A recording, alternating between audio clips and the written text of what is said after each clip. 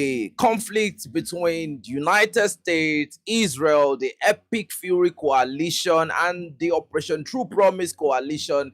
Ladies and gentlemen, the conflict is escalating very, very quickly. And there is, there are records of false flag attack from left to right, but bombs continue to drop from both sides. Now, there is a narrative going out on social media that there is humanitarian crisis in Iran.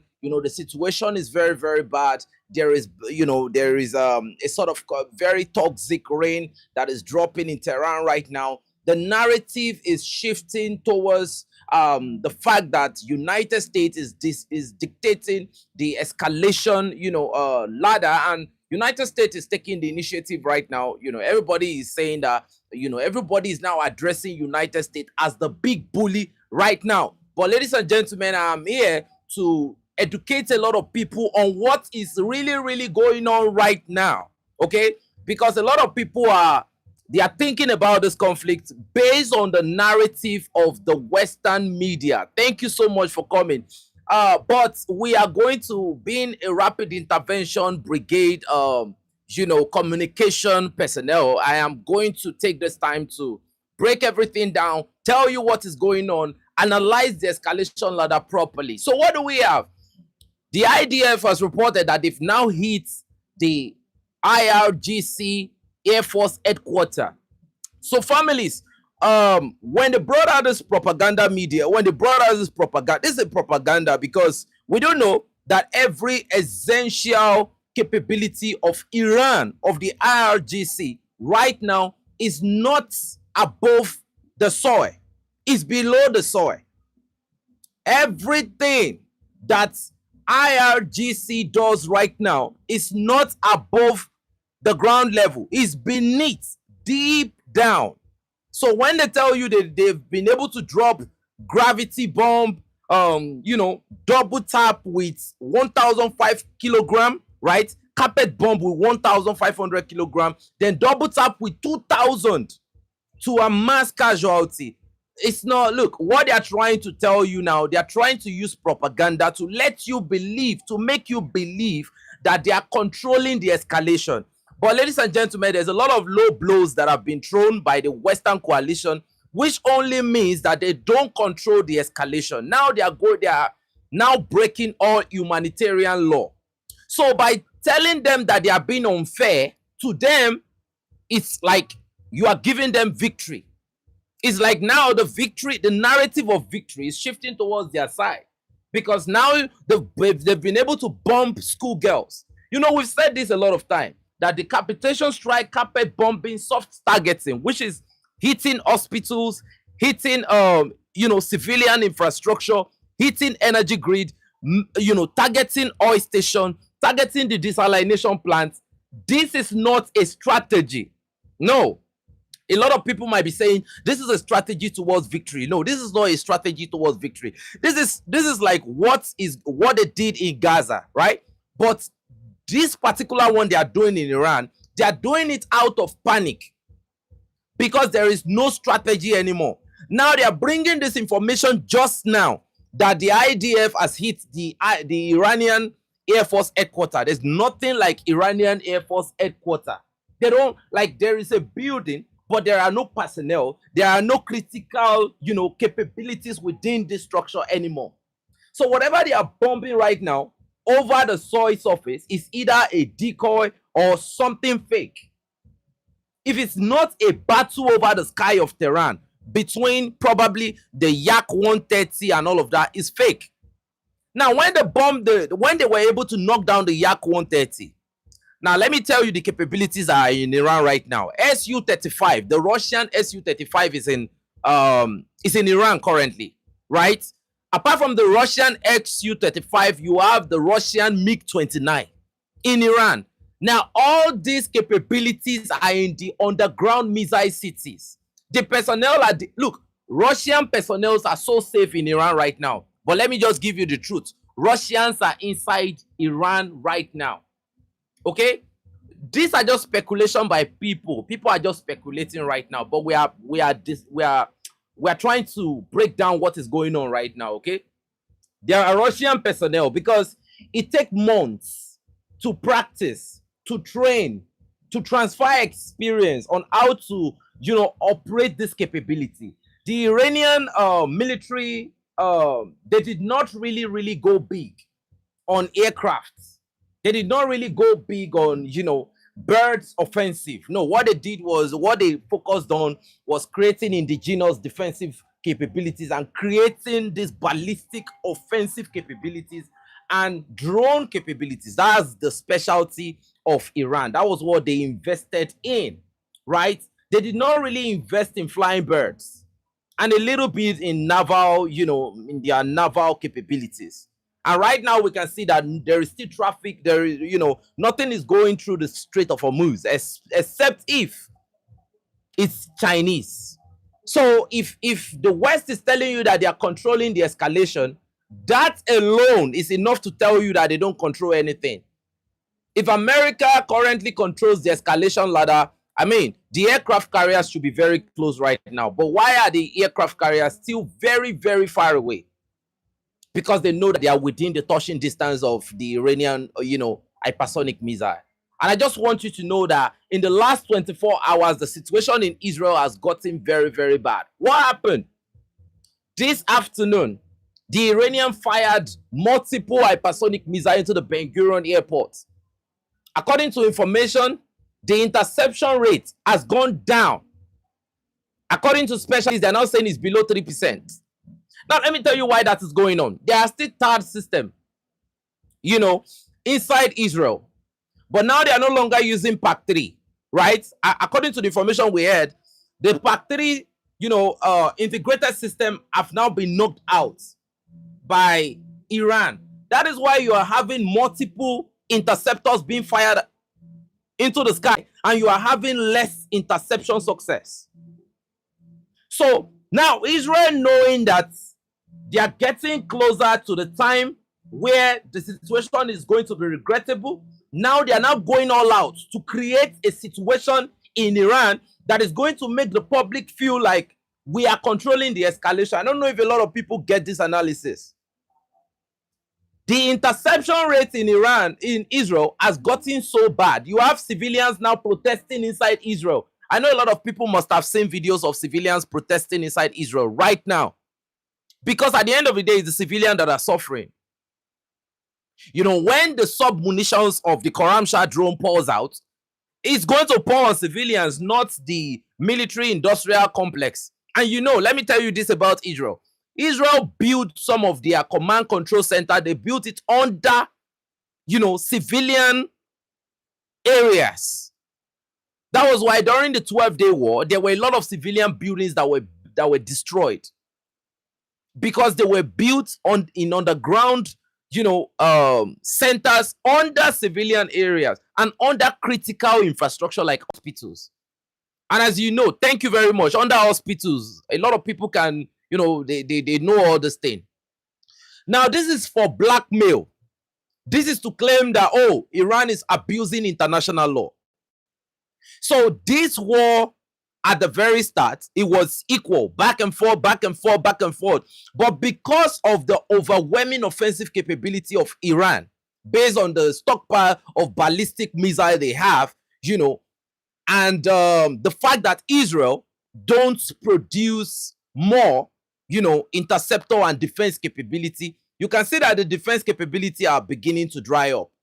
And that is why you have the Americans using gravity bombs right now. Okay, they've even fired ATACMS sometimes. And now we've been able to discover that the Minab schoolgirl targeting was done with a Tomahawk cruise missile. Everybody have seen it. It was done with Tomahawk. Okay, everybody saw it. And Donald Trump lied to the public that Iran targeted those schoolgirls. Now, the bad thing about that attack is that most of the girls in that school, they are children of the Iranian security outfit. They are children of the Iranian IRGC. Now, what does that mean? This war will be fought till all the cows come home. Okay? Talking to Abbas Araghchi. Abbas Araghchi is a diplomat. He's not one of the Iranian hardliners. So Abbas, the function of a diplomat is to seek for peace, regardless of the situation, to try to get some sort of peace to the people. But when you are talking to the hardliners, it's very, very different. Okay? So now, what we have right now, okay, he is playing using the Israeli playbook. Do something. I'm blaming me. So Israel did something yesterday. They hit the desalination, plant. Now, everybody should understand something. A big devastation to the entire Gulf states. There is only one winner, and partially another winner. But that partial winner is going to end up being the loser. Okay? The one winner that emerged from a complete devastation of the entire Persian Gulf is Israel. Okay? So Israel is taking so much offensive, they are taking so much offensive damage because you are having lesser interception rates now. According to information, sometimes the siren blows off without any offensive coming in. It means that there is some sort of software malfunction or hardware malfunction somewhere. And according to the locals, sometimes the missile has already created some enormous type of devastation, and there is no siren at all. So they don't even know when to go into the bunkers or not. According to the information, sometimes they used to have 15 minutes to prepare to run into the bunkers and take whatever essential supplies they need. Then from 15 minutes, it became 5 minutes. From 5 minutes now, they have less than 60 seconds. So now the Israelis are having to live most of their lives inside the bunkers now. And when situation gets to this level, you have people start protesting. And that is why you see now that the level of censorship has been taken to another level in Israel. Why will you people not to, and according to the information we have, when citizens post, it is censored automatically. These people have control over all the Western applications and all of that, those social media tools, right? Yeah. Do you get what I'm saying? So when you post from inside Israel, if it's a post that puts the reputation and the image of the country down, they are going to censor it so it doesn't go. So according to information, some of the pictures we are seeing on social media, the videos we are seeing on social media are done using VPN and other tools to bypass that iron shield, should I call it firewall or something that they've been able to create to censor whatever is coming out of Israel right now. So the only thing they allow right now is whatever puts, Israel in good light right now. So they are not showing you what is going on inside Israel. But it doesn't matter. Wars are not being won by public opinion. No, it's being won on the line of contact. When you are being demilitarized, you can censor everything. But when it comes to a point, the public will surely know, that this is what is going on. So they want to look good for the media. They want everybody to, because people are beginning to say, oh my God, this is Israel and the United States against Iran alone. And they've not been able to do anything. So now you can see that there are the way America is now presenting some of the dead soldiers is that they died from non-kinetic something. Like they are now posting different videos now. They are saying that some soldiers died from a medical reason, from a non-violent cause and all of that. A lot of American soldiers are gone. But they want to tell you that they cannot, it doesn't look good to the so-called empire, right? So what do we have? The conflict continues right now. In the last 24 hours, Israel is taking heavier blow than Iran. But Iran is equally taking blows too. Now it begs the question, what sites are the Israeli targeting? They are targeting civilian buildings to spread fear and panic. This soft targeting continues. Because let me ask, How many videos of IDF operatives that have been targeted have you seen? Okay, these are some IDF soldiers, and you know they fired at whatever is coming, and they showed, the CENTCOM showed you the video. No, the IDF are just waiting for the ground invasion to come in, and you will now see the real IDF soldiers. So whatever they are showing you right now are civilians most of the time. Yes, that's what they have been showing everybody. The Minab schoolgirls, are they not civilians? The whole building that you see coming down, these are civilian buildings. So there are no see, that is not effective targeting. Effective targeting is when you target, you know, the capabilities of the enemy, making giving the enemy less chance of doing anything significant against you. But right now, they are making sure that they put fear in the people. Now, what do we know? According to information, they said the offensive capabilities of Israel is now getting limited. That is why America continues to fly in more capabilities right now. And that is why they are telling their military industrial complex to even increase their production. And according to information now, they said even the capabilities they can produce now is still limited. Now, the funny part of this thing, I'm hearing that the way the American defense industries produce their capability, they don't mass produce. They carefully produce everything over time. That is funny. At least a country like America that spends that kind of budget should be able to produce probably 5,000 tomahawks in a month. Probably 10,000 intercept. Like, America should not, this narrative of defensive stockpile, right, finishing, should not even be heard right now. No, the IRGC did not capture those US soldiers. According to information, those guys were captured by the Hezbollahs. You know, we showed a video some days ago when the Hezbollah special forces captured the IDF. It's IDF. American soldiers are being targeted and taken out almost immediately. The IDF are the ones that are getting caught. That's the information you probably be hearing now. The ones that are being arrested right now in Saudi Arabia, they are the Mossad agents and CIA agents.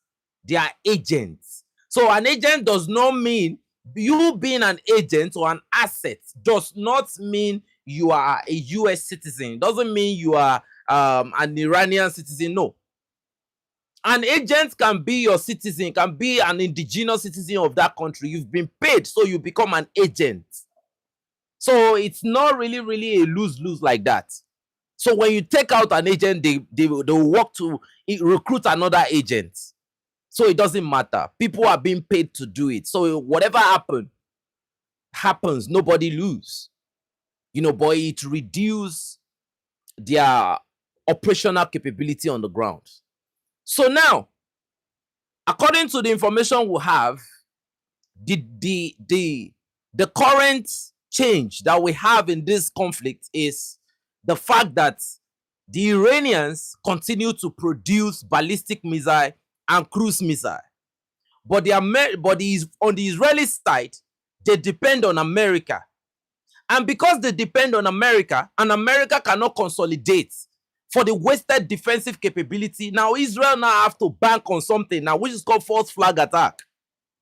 So that, because now, the reason why they are carrying out false flag attack and they are begging, let's just call it begging, other countries to come in and join them, is because by calculation, if Iran continues to attack Israel like this, Israel is already seeing the terminal point of their defense capability.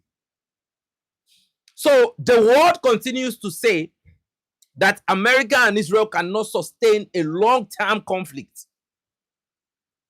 We are hearing that yesterday, the interceptors from South Korea have now been sent back to the Middle East, where Israel Yes, the video is out there.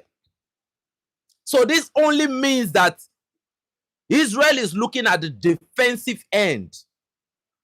Offensive capabilities make you win battles. Defensive capabilities make you win wars. Offensive capabilities will help you to win battles. Defensive capabilities will win you wars.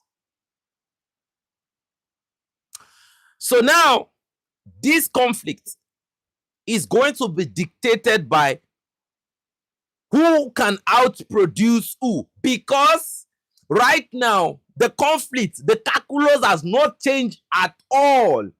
What you have now is activation of media assets to proliferate this information that is coming out that a desalination plant has been attacked.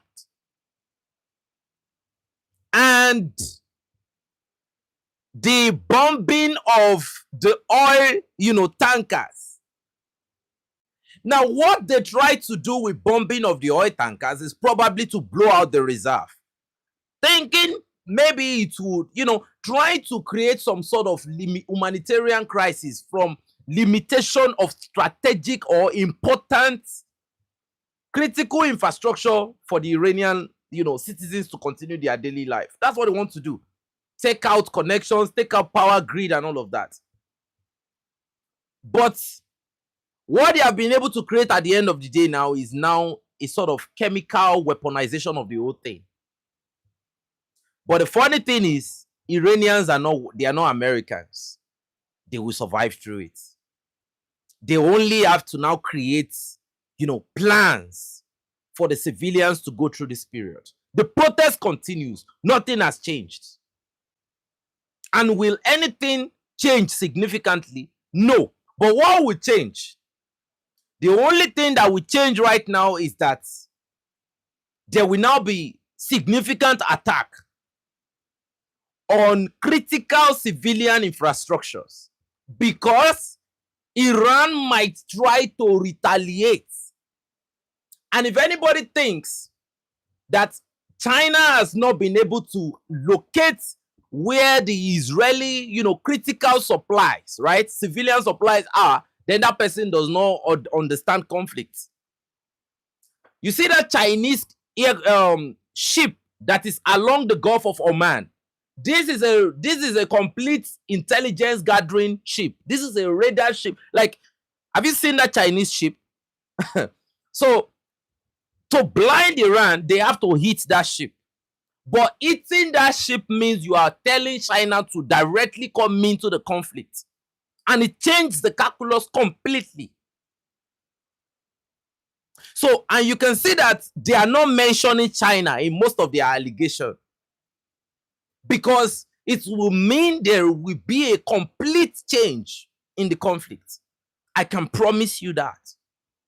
So they are not trying to bring China in because you will know how much more they can take by, now they are calling on UK, they are calling on Germany, they are calling on Australia, they are calling on people to come in and help.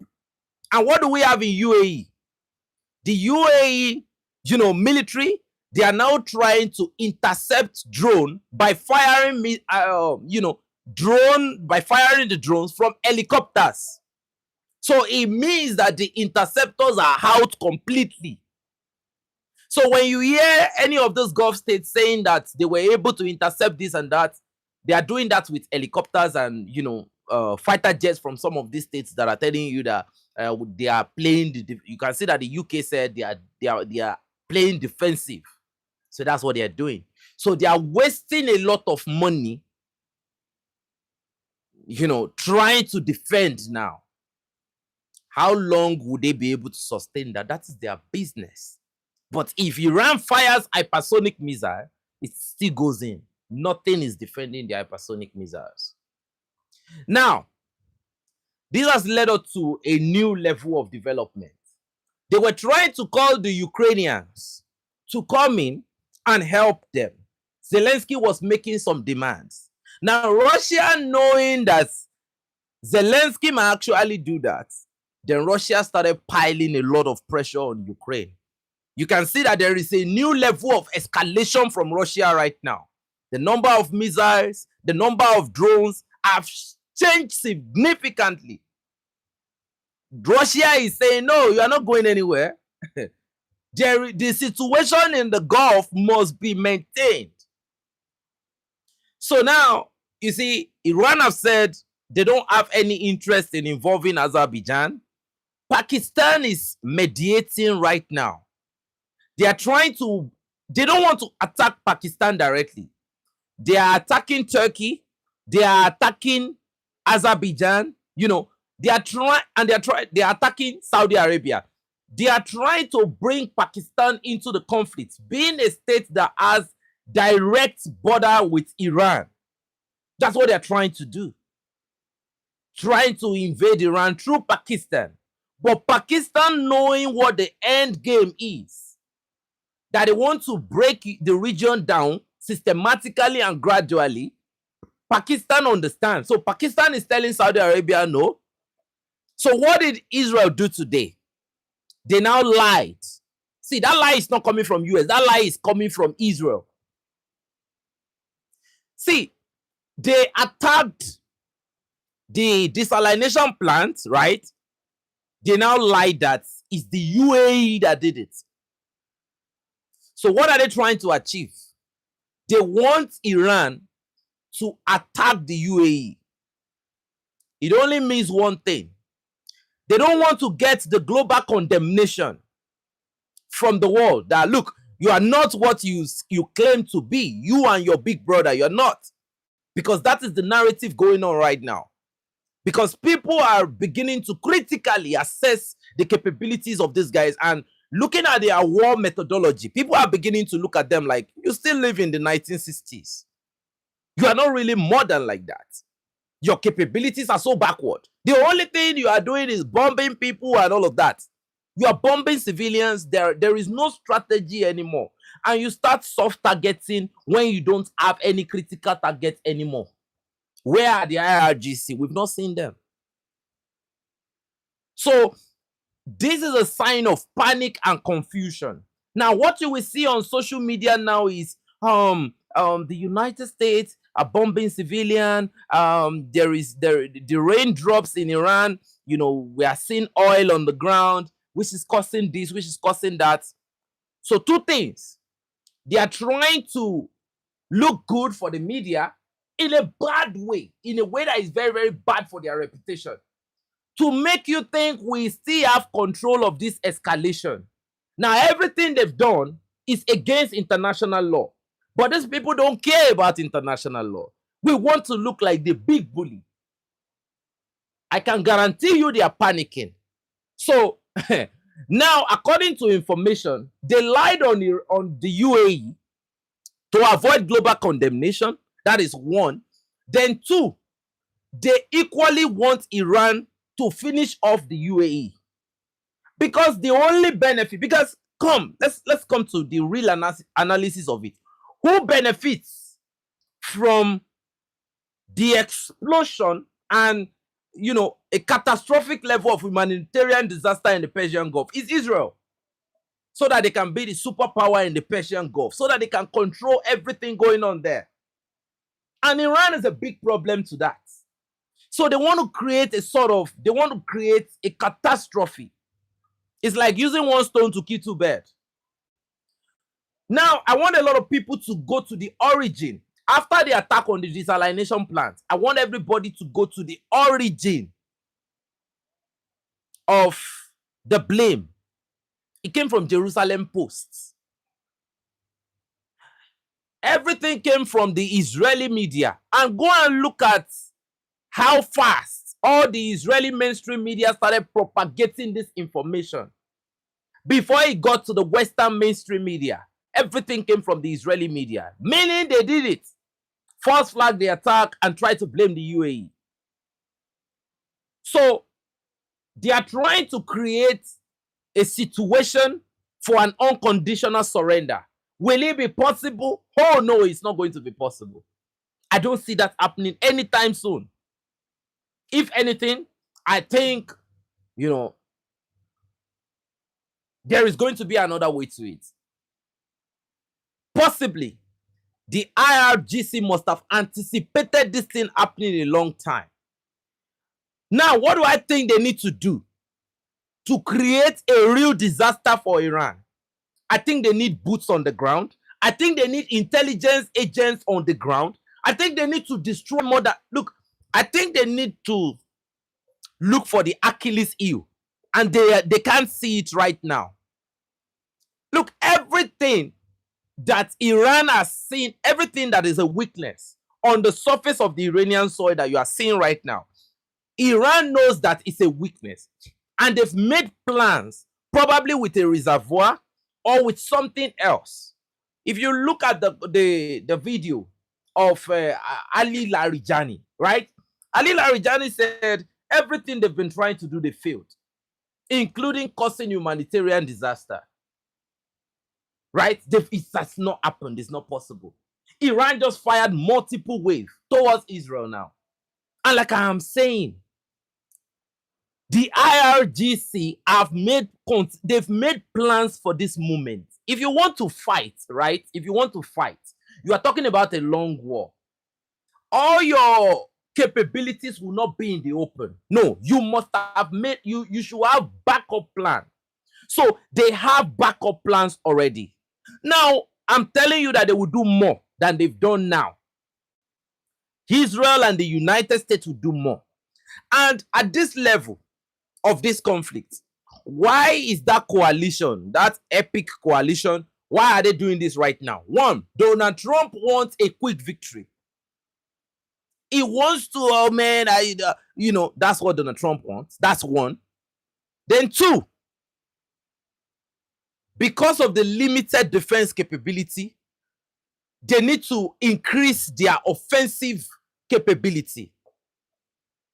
Okay? They want to increase it.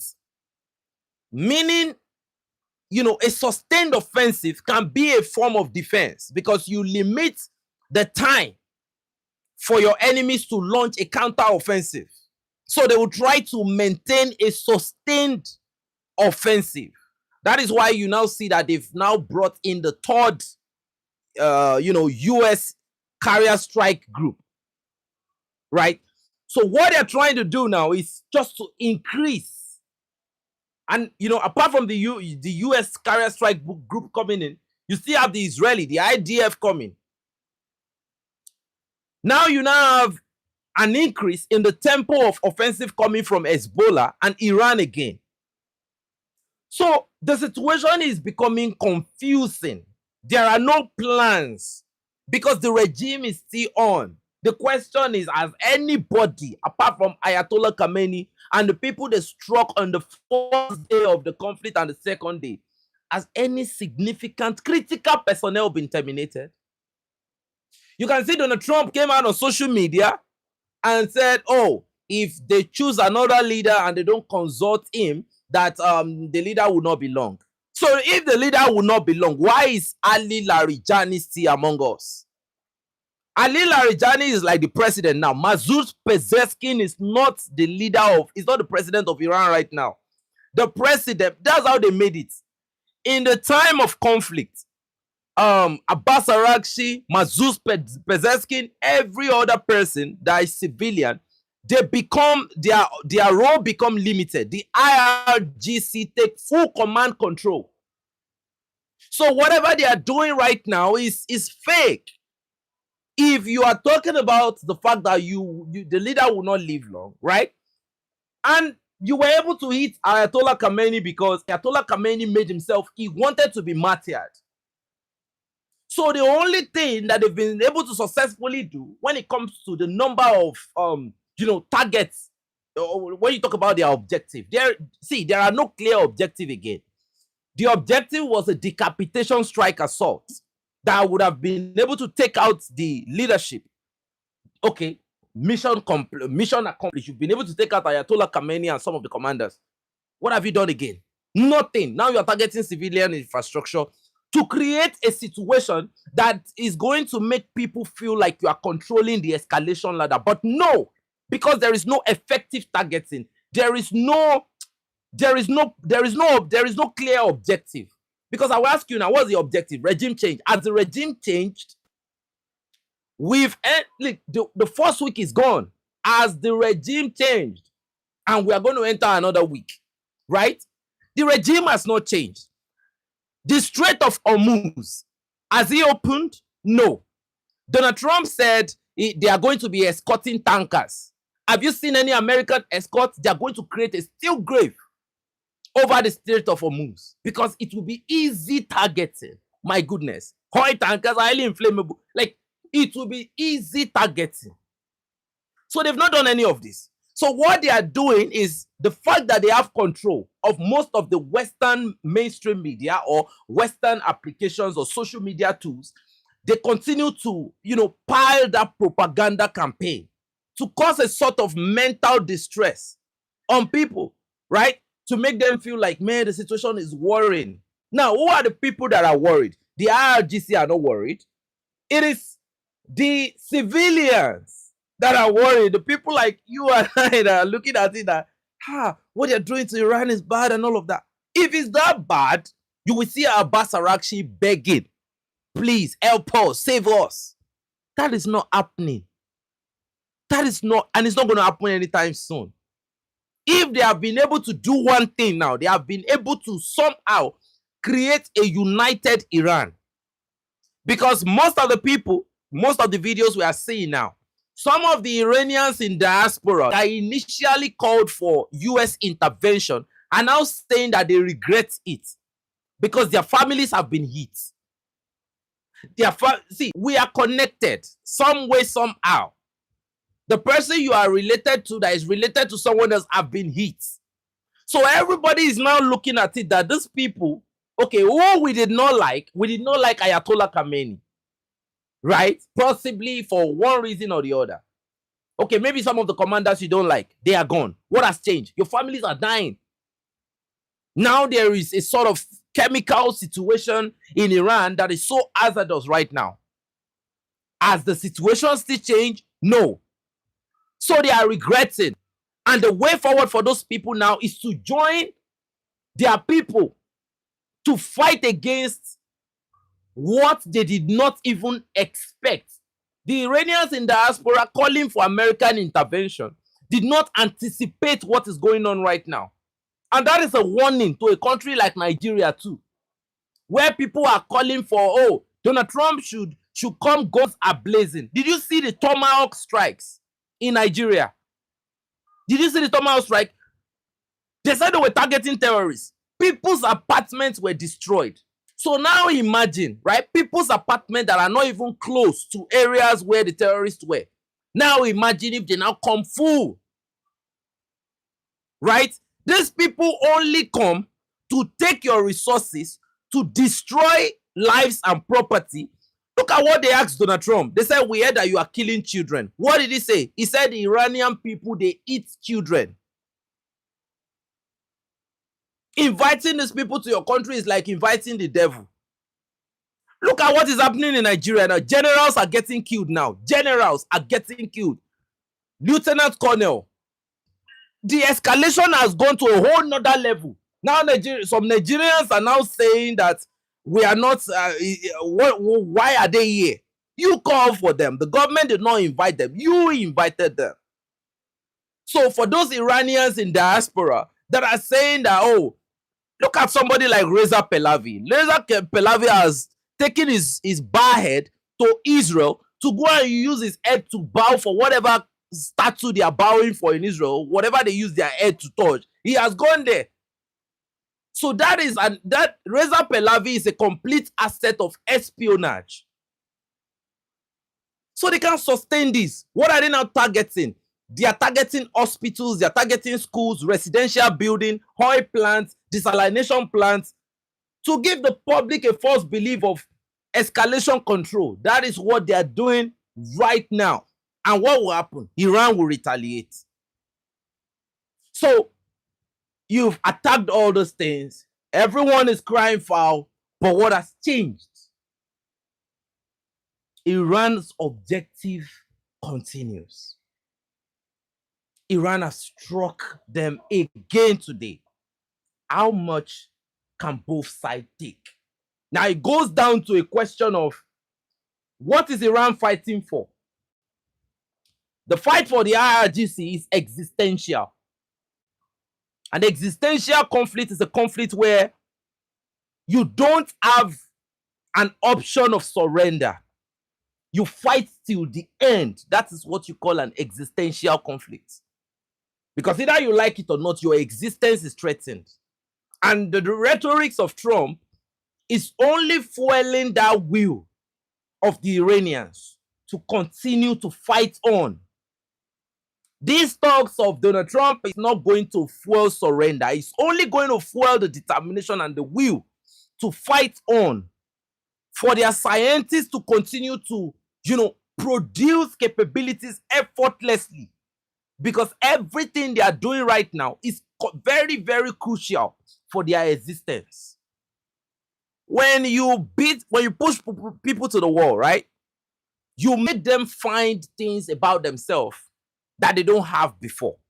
Iran was divided. It was a divided country, like every divided country. Did you see what Ali Larijani said about the Baluch and what he said about the Kurds, the Iranian Kurds, right, and the Iraqi Kurds? He said the Iranian Kurds are ethnic Iranians and they are true Iranians. You see, let me tell you what has happened.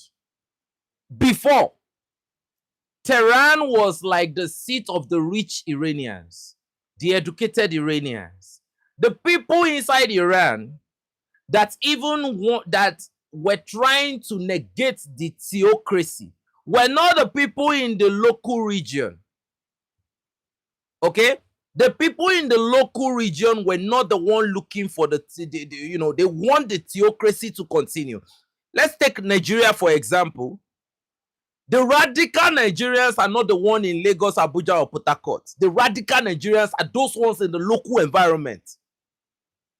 That is where you have the highest, and that is why you have serious attack over there. Not because they are the soft target, right? But you are now hitting Tehran. So what you are creating now, you are creating a situation where the educated ones that are less tough, that are less violent, that are less, ultra-national, you are now bringing, you are cutting the gap. You're bringing them close to the radical ones. Now, what does build up is a big resistance front. We are now getting closer to another Vietnam. We are getting closer to another Taliban situation in Afghanistan. And because of the capabilities of the IRGC, this is going to be worse than Afghanistan. Now, let me explain something to you, right? I believe, I might be wrong, the only reason why the Israelis are creating first flag attack is because they need help. You can see that they are calling a lot of people to join the fight because they need help. So those that are you can see that when people decide not to join, they trash talk them, they embarrass them, they do a lot of things. Yes, that's what we have right now. So now the question is, what will happen next after next week? Because I 100% believe this fight will go through the whole week that we are going into now. This is a new week. This fight is going to go till the weekend, right? This fight is going to continue till America sees that, man, now we are in trouble. Because they don't produce defense capabilities in hundreds of thousands. They don't. Let's not deceive ourselves. America don't have unlimited defensive capability. That is the truth that is out there. So the question is, when are we going to get to a point where somebody is going to say, and Israel does not produce. America supplies Israel. See, America is a proxy of Israel. Let anybody, Iran hit the USS Abraham Lincoln. They, according to information, they've been constantly targeting the USS Abraham Lincoln. Okay, the Strait of Hormuz is still closed. So what we have right now is that the IDF even though they don't have the best defense, capabilities, right? Apart from the Russian S-400 and the Chinese HQ-9, what we have is that the IDF still produce their own defensive capabilities, meaning in a situation of a long fight, they can sustain the fight. They are making interceptions. Let anybody not deceive you that they are not making interceptions. Just that in any escalation, you cannot record 100% interception. Some will get in, even if they are using the missiles that are extremely slow, subsonic. Some will still get in, right? So, because there are so many, missiles that are coming, and sometimes the interceptors, depending on the type of interceptors you are using, there are some interceptors that blow off even before, because some of these interceptors, what they do is not kinetic. There are interceptors that work with kinetics. They hit the capabilities that is incoming. There are some that blast closer to the capabilities, then it ignites whatever missile is coming, and you have a big blast. So that's different. Thank you so much for the donation. It's a different situation right now, okay? Can they continue to produce at the rates they are taking? Israel is taking a lot. Iran continues to fire multiple waves. Is the production directly proportional to the defense? No, it's not. So on a long term, Iran has prepared for everything we are talking about, okay? Whoever gets involved. See, the more people get involved, the more this will turn from ordinary regional conflict into a world war. So, and if people get involved, because what you have when multiple people start getting involved is that there will be targeting. There will be multiple, targeting. And you have people that are already waiting for probably their neighbor to be hit, and maybe by mistake their neighbor hits them back. Now you will have a situation, maybe something drops in North Korea hits South Korea. So before you know, right, it will become a serious situation. And my warning to the citizen is this: before your government gets you into trouble, these government personnel, in most countries, they are elite. If you are in a democracy, most of your government personnel, they can run out of the country almost immediately. They can. Is Netanyahu in Israel? No. If Iran has long-range capability and they start attacking U.S. homeland today, like multiple long-range strikes continue to come in, I'm telling you, Lindsey Graham will leave, Donald Trump will leave, most of these guys will leave the country, and it will be down to the civilians to find a way out for themselves. If the UK, France, or any country gets involved in this conflict and it becomes a kinetic exchange, the people that suffer most of the time are the civilians. Go and look at it. The most critical, the most sophisticated defense capabilities are being used to protect some of these, top officials. The civilians are going to be the casualty at the end of the day. So I can see someone like Kenya and the Ethiopians, people are talking, this is not your business. Because if you get involved, your civilians are going to suffer like crazy. So a lot of people should be protesting if you hear that your country, right, is trying to get involved in any capacity, you better protest, because it's not going to touch these personnel. They are going to run away from the country. It's going to be you. Who are the people that are suffering from the missiles? The Iranian citizens and the Israeli citizens. That is war. The longer it stays, the more the citizens are going to suffer. The more the population is going to decrease. Israel has lost personnel today. That's true. Yes, they've lost like a good number of personnel today. We had that information, right? American embassy in Norway has just been attacked. It could be a false flag, See, we are seeing a lot of things now just to get multiple people involved. So some of these attacks, we cannot say it's like legitimate attack. Okay? We cannot say, okay, this attack is legitimate. And the more you continue to bring more Western allies into the game, you might, bring about a situation where other people might have to join in. And when they join, man, it's not going to be funny. The reason why they have not been able to attack the Chinese ship and probably lie that it's another country is because they know the Chinese can track the attack from the point of, launch to the final impact. So that's why they're not doing that. They understand what happens at the very highest level.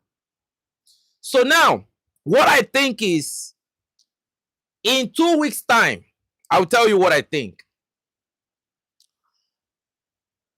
People will call for negotiation. In 2 weeks' time, I want you to write it down. People will start calling for negotiation because of the economic impact of this war, or because it will now go to a point where it will become senseless. If you want to understand the real picture of the war, listening to warmongers like Lindsey Graham is not going to give you the picture of this conflict. Listening to Pete Hegseth or listening to Steve Witkoff or Jared Kushner or the Western mainstream media is not going to give you the clean picture of the conflict, because the Western mainstream media, everything they speak about, right, everything they do is copy and paste. There are topics you are not even allowed to talk about on these legacy media. Look, everything is planned. This is how you speak, because they are the representative. Look, when you look at journalism was supposed to be something that is free, that is fair, that is so neutral, right? But mainstream medias of countries are being used to channel the intention of that country. So when you have the mainstream media asking some questions, those questions that they are trying to create diversion. Sometimes it's creating diversion, sometimes it's lying, sometimes it's projecting something that is not good towards influencing other people to create division, because the thrive of division. Now the situation is, in some weeks, you are going to be having negotiation. And how do they bring this conversation of negotiation? Now you start having their allies, trying to ask this side, what if this situation happens? Will you want to negotiate or stuff like that? You start having personnel in the United Nations saying, we must now, you will now start hearing it constantly. Then you will now start hearing from some certain media that probably they will talk to IRGC directly. What if Donald Trump wants to negotiate with you? What is your opinion? They've asked this question multiple times, and you can see that the Iranians are saying they don't want to negotiate at first. Then they later said they don't want to have anything to do with Americans. If anybody have been listening to the media, this is the correct statement, that they don't want to have anything to do with America. That during the negotiation, the strike came in. Okay, and these have affected the reputation and integrity of America on the global scale.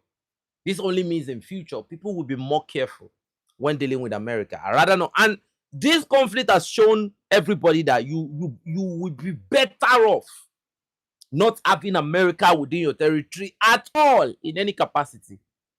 What are we having from yesterday to today now? In Nigeria, the Israeli ambassador is now saying that Iran has been sponsoring the terrorist organization in Nigeria. Like we are seeing lies that is just so funny. That's what they are saying now. So it's not the Chinese, right? It's not the Chinese that is funding terrorists again. Now it's now the Iranians. Israeli ambassador. And you have some group of Nigerians that worship these people in the name of we are from the same ancestors. We worship the same God. We are from the same thing, right? Come on now. So now, another way, you can see that they are already using their mainstream media to talk about boots on the ground. You see that they continue to, to weigh that option, boots on the ground, because They have tried to cause an insurrection. They really fortified the Mossad agents that were on the ground before the conflict started. There were weapons, you know, the Starlink was given to them, but the king of Bahrain has fled. Man, I will check on that update after. It's possible. There's going to be a lot of tension, and regime change can happen in places where you don't expect, you know. And in Bahrain, you know that majority are Shias. So anything can happen, right? So what you are going to have is that they are going to start talking about these American boots on the ground. They have seen that in Iraq is even putting...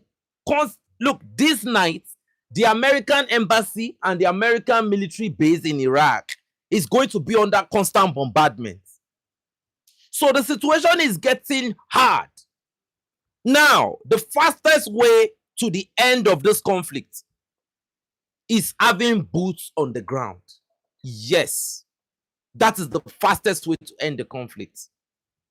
Now, it is impossible for America to have boots on the ground. It's even more like it's becoming more harder. The conditions to put boots on the ground is extremely difficult. Why? They can't just fly and land inside Iran. It's not possible. The region is unbearable to amass any type of large number of troops. If they want to have boots on the ground, probably maybe 10,000 or 20,000. Let's say 20,000 to have some chance. 20,000. Where are they going to land? Where are they going to prepare? The American forward base in Bahrain has been destroyed. UAE has been destroyed. These military bases continue to take constant heat, because if they want to stand a chance to do anything significant, they have to amass equipment. Not just put personnel on the ground. They have to bring in military hardwares. And I can guarantee you, how many aircraft, how many cargo aircraft is going to fly back and forth to amass these capabilities? So is it possible for them to come in? I don't see it happening. The bases have been destroyed. The radar system has been destroyed. The THAAD system has been destroyed.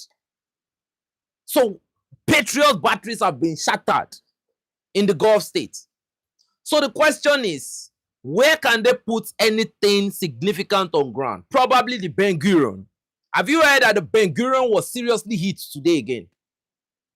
So where are they going to land these American troops? Is it going to be straight to Iran, or is it going to be in the Kurdish? See, there is no... I know when people hear things about American boots on the ground, people don't understand how difficult that statement is. American boots on the ground. People just think... I know that the way some people think is that there is going to be some jets flying and the troops are going to be dropping inside Iran. I know that's how some people see it. No. They can't do... American boots cannot be on... They've not even been able to repair the radar system. They've not even been able to bring in any serious things. The Kurds don't want to participate. So this conversation of American boots on the ground is not possible. They brought in intelligence agents to come and gather information about mosque and critical location. They were picked up. What do we have in Iran? There has been no network. So any type of communication you are going to do in Iran is either going to be heavily disrupted or you are going to be captured immediately. So what do we have? American boots on the ground, like I said, is going to be the fastest way to end the conflict. You drop 10,000, on the first day you will record, the least you can record is 3,000 American casualties. And at that point, it will be undeniable. And I'm not talking about one-on-one engagement. No, they will be struck with hypersonic missile wherever you are going to put them. Like it will be the highest level of catastrophe. And for anybody to go and sit down somewhere and think that the Russians and the Chinese did not give these people a lot of FPV drones and fiber optic drone before the war started. Because I'm telling you, the people that Iran, the Iranians are working with, they are really smart thinking people. They would have, think about every possibility. Now they would have calculated the possibility of a ground invasion. And if the ground, look, man, the Americans and the Israelis, they still live in the 1960s, honestly. They've not learned anything. Now, I saw something in Lebanon today. I saw like, the traffic of almost 20 ammo tank. And the Lebanese government, no, I would say the Hezbollah, they have not been smart enough, The RPG is not the best, They brought 20, used 40 FPV drones and turned the whole place into a steel grave. We've been able to find out, and let me tell you something. The Israelis, they are not smart with their capabilities, because a place you've not controlled, that you've not dominated, you are bringing in ammo tank. What do you want to do with the ammo tank? Probably start destroying buildings to level the place to the ground. Now, what we do know is that you can shoot the FPV. The personnel guiding the FPV capability does not have to be on the surface. You can be on the ground, under the ground somewhere, and you control the capability. So anybody thinking that anybody can just come in and put boots on the ground and probably win the war is not. This is a lost campaign. If you put boots on the ground, then you now have to start going through drones, right? And that would be a serious catastrophe. That's why you heard Abbas Arakchi said, we are waiting for them. Don't forget that statement. Abbas Arakchi said, we are waiting for them. See, look, everybody have been able to find out that when it comes to ground invasion, a superpower can immediately become a nobody. Very, very quickly. And like I said, I am still expecting the Hezbollah to turn those Israeli tanks, to turn it into a steel grave. I will be so disappointed if in the next 3 days, anybody driving those tanks is still moving. Because, the counter capability to those tanks is already a public script. It's not, look, what I'm saying right now is not something you have to, no, you can have it. You can have it. You can have a successful drone control. The command control of every drone instructors are underground, not deep underground, but underground bunkers. Not like, it's not like, I'm talking about those underground bunkers that are being dug from trenches down. It's not something far away. It's just a little bit beneath the surface. They still receive signal. Probably they take the satellite antennas. They put it somewhere outside. And they connect. It's the satellite antennas that they want to contain. And they pass the cables and probably go underneath. It's not something sophisticated like that. So the Israelis driving tankers, I expect the Hezbollah guys to finish them completely. It should be complete demilitarization. Nobody should escape. Not a single person should escape that have entered Lebanese territory. Man. So what am I seeing right now? There will be negotiation very soon. That is the only thing I see. I don't see a possible invasion. Because I think the United States security apparatus, they've not shifted from their old style of fighting wars into the new model, which is the drone technology, which is the drone era. We're in the drone era where supplies are being given to soldiers with drones. If you think you want to go and be doing that's a lie. That's a very, very big lie. People no longer have close combat situation in the Russia-Ukraine, right? What happened in Kupiansk and Pokrovsk? You saw a situation where they created an encirclement just with drones. Over more than 20,000 troops with drones. So if you bring in 10,000 American troops, right? You just need 20,000 drone units from the IRGC Then in 24 hours, you have 10,000 bodies. Look at what this guy did. Nasrallah, right? Ali Larijani said something today. Everybody was asking Ali Larijani that what is the meaning of this from Nasrallah, right? Now, Ali Larijani, the meaning is they will come straight, they will go back home horizontal, right? And that only means one thing. When you come in straight and you go out like this, it means you are being returned in the body bag. I'm sorry to use that narrative, but that's the reality. When you come in like this and you go out like this, the situation is different. And that's the fastest way to end this war. And that will only happen when they come in with the boots on the ground. So, in fact, I want this war to end very quickly because even the fuel price in in Nigeria, the fuel price have gone up. So we want American boots to be on the ground. We want this war to end. So we want American boots to be on the ground. So let them prepare let the Americans. I'm praying. I'm fasting right now. Donald Trump should keep his word. Put boots on the ground. The greatest military on the planet. That's what we are waiting for. I mean, America should be a very proud country. America should be a very strong country. Thank you so much for the donation. America should be a very proud and strong country. At least Donald Trump said they have the greatest military on the planet. So I am praying, I am begging, America, come and save the Iranians. Bring your troops, put their boots on the ground, and let's see what will happen. You can see that Abbas Araghchi said we are waiting for them. So let them bring them in. The only thing they are trying to do is to create air dominance. And the conditions the conditions, right, to create boots on the ground situation has not been met. You have to have a sort of 95 to 100% air dominance to create a situation where you can have boots on the ground. And they don't have that yet. They don't have that yet. So that means you have to bomb an entire territory, right, where you have defensive structure.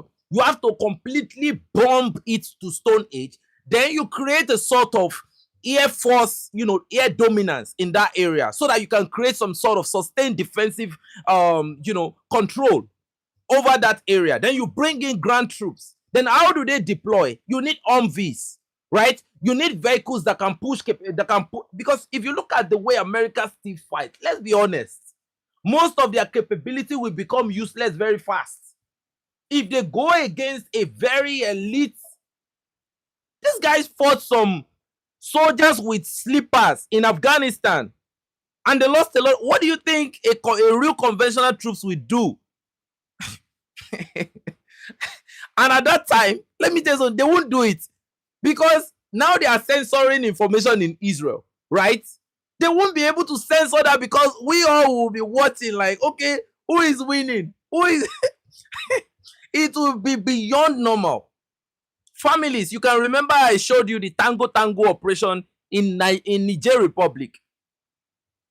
According to the commentator, he said the rules of the American Marines is that you don't leave nobody behind. He said, but in this situation, they had to leave American soldiers behind. You can see the way some soldiers that I was shocked that terrorist used sellotape to tape his boots to his legs. These are the people that, and if you look at how ferocious the operation was, these are people without bulletproof. They put them on see, I can't call that a back foot, and it wasn't a tactical withdrawal. They were running for their lives with bullets. They were not even shooting effectively. They were just shooting to survive. Now you want to fight the IRGC, for God's sake. So I'm praying Donald Trump should not, disappoint us because we believe in him, and we want Donald Trump to want him to save the Iranian protesters. We want him to come and save them. So we need American boots on the ground. No. You see. There are some fights, right? When you want to fight someone and people are telling you, don't go. Sometimes you don't realize that the people that are telling you don't go, They are trying to save your respect, right? But families, at this point, I will tell you the truth. I am praying to God because we want this war to end. If you want the war to end, then you have to pray for American boots to be on the ground. Now the question is to ask those soldiers that are going to be on the ground. You see that nonsense that happened in Venezuela? And you see the Kabuki theater that is going on right now? It's going to be different from Iran. If you look at the behavior of Delcy Rodriguez right now, they are not like that. In Iran, you are dealing with people that are motivated by something spiritual. I am somebody that I don't really believe in spiritual, right? I'm motivated by something different. But you are dealing with people that are fighting you from a spiritual standpoint, believing that you've martyred their esteemed leader. So it's going to be different. Just the way American troops are resting, right? The IRGC are constantly, there are some IRGC, an enormous number of them that are currently waiting. So you can see Abbas actually said, let them come. Iranian soil. The soil that you can see that the Iraqi Kurds, they said they will defend and make sure that the Americans don't use their territory. And you can see what Ali Larijani said, that if they come in, right, through anywhere, that the Iraqi Kurd knows what is going to happen. And when the Iraqi Kurd representative was talking, he said that the American left them alone, right? Said the Americans left them alone in Syria.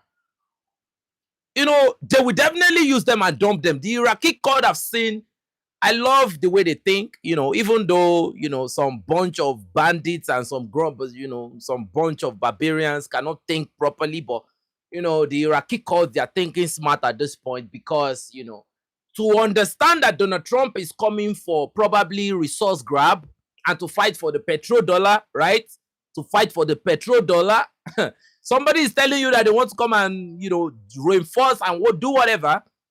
And their forward bases and whatever base are being decimated. You know, those bases, those American bases, I don't think they're going to come, but they're going to be repaired anytime soon. And Israel is getting decimated. Probably your allies, the allies you can look up to in the region. So they want to tell you that they can land boots on your ground. The Iraqi American embassy have been facing severe attack in the last 48 hours. In fact, they're fighting from a panicky standpoint. There was this drone that came in. They were shooting at the drone. The drone still smashed the entire building. So, I mean, the IRGC has said what they had to say, that if the courts collaborate this time around, you know, and I can guarantee you they might blow them out of existence. Because anything right now that is seen as an aggression from within will be seen as an existential threat and will be completely wiped out. A lot of people don't understand that in situations like this, if you make some missteps, you might never be able to correct your mistakes again. Because at this point, this is a national threat. So this is not some localized conflict within Iran. This is a serious conflict that deals with a threat to the existence of the Iranian civilization and democracy, whatever they are doing, right? So it will be the smallest betrayal. We bring a sort of escalatory retaliation that will go beyond their imagination. So, like I said, we want the conflict to end, and we are praying for the boots to be on the ground. Let me just give you a little bit of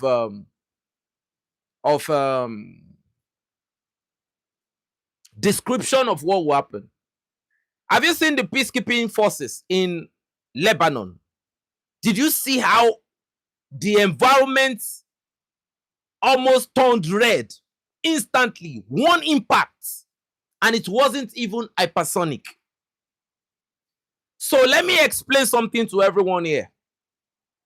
The most formidable, the most terrific, capability of the Iranians is the ballistic missile and probably drones that carry 200 kilograms of explosive, right? So let's say, let me just give you this calculation now. Let's say you drop the American troops on the south of Iran or at the north, on the north of Iran, and the Chinese satellite is going to drop the they are going to.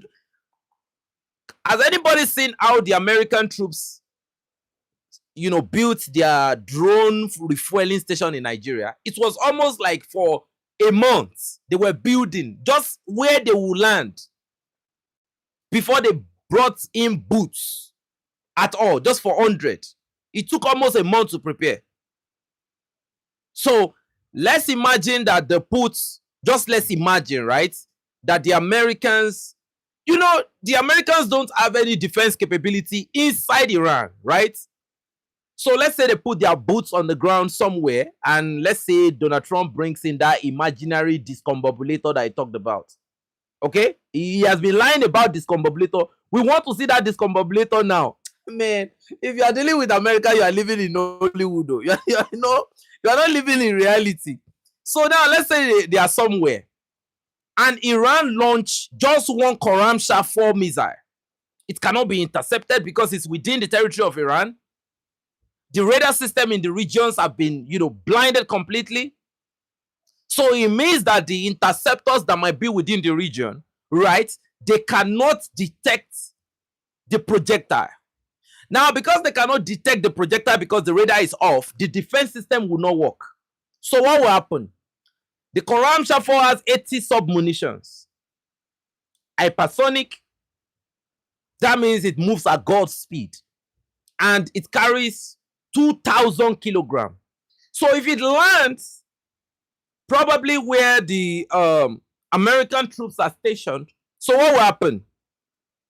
It carries 2,000 kilograms. So that means the blast radius will be about 2 kilometers or 1.99 kilometers. Yes, that's the blast radius of a Qaram Shah 4. 1.99 kilometer.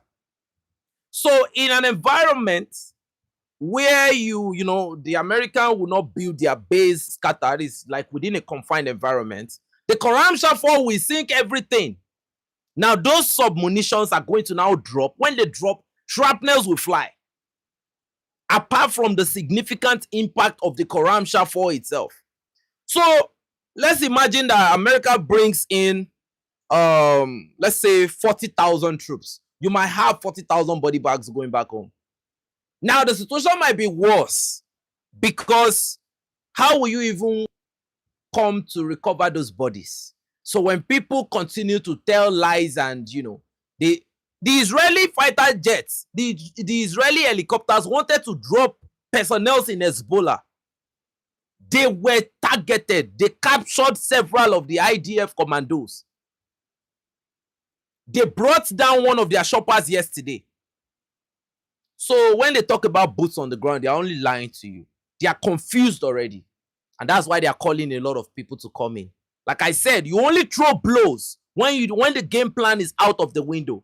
You throw low blows when the game plan is out of the window. A good fighter don't throw rabbit punches. You only throw rabbit punches when you need the referee to stop the fight and tell you, take a breather. So when you see that they are now eating desalination plants, somebody wants a breather. Somebody wants to breathe because the attack is too much. And this is the time where I think the Iranians should, pile more misery. We need some bombs, we need more bombs to fly. You can see now that they cannot take the shame of saying that so many American troops died, on the line of contact. They are now saying they died from non-kinetic means, medical condition. You are now having a lot of lies. Do you know the biggest shame that any personnel on the line of duty can take? When you die for your country, for the interest of your country, because Donald Trump represents America right now. He's the #1 man in America. So you are being deployed to a certain place and you die. You are a serviceman and you die on the line of contact fighting for your country's interests. And when you are gone, your regime had to lie that you did not die fighting. The mindset of those soldiers in the very last moment will probably be maybe to survive, maybe to die for America because they love America so much, right? And you died. And they say you did not die on the line of contact. You died because you had malaria. Do you know how shameful? You were denied. You know, anybody, if you really think about America, right, and you think about what is going on right now, I think it's even more,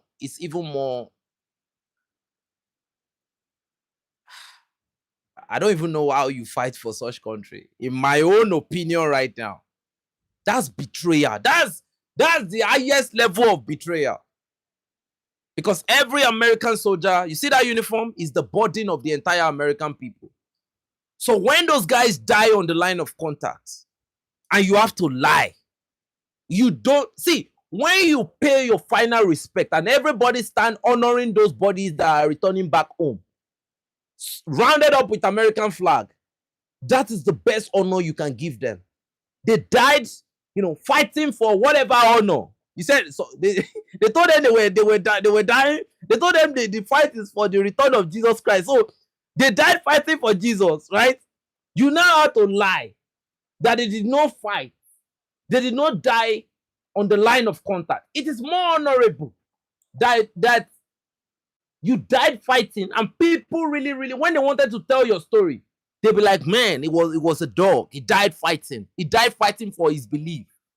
But somebody wanted to lie. They said you died from a non-kinetic this thing. So the question is, let's see the bodies.